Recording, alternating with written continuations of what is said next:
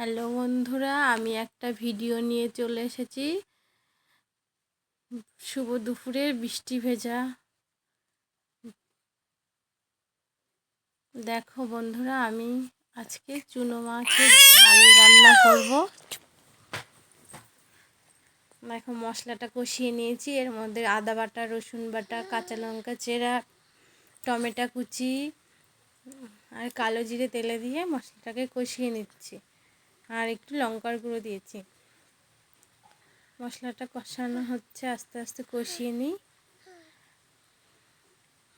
দিয়ে এখন তেল ছেড়ে দিয়েছে। দেখো বন্ধুরা, আমি পরিমাণ মতো জল দিয়ে দিলাম।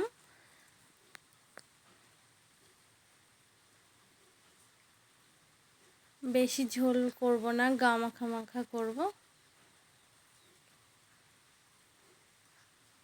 আমার ভিডিওটা কেমন হয়েছে কমেন্টে জানিও বন্ধুরা।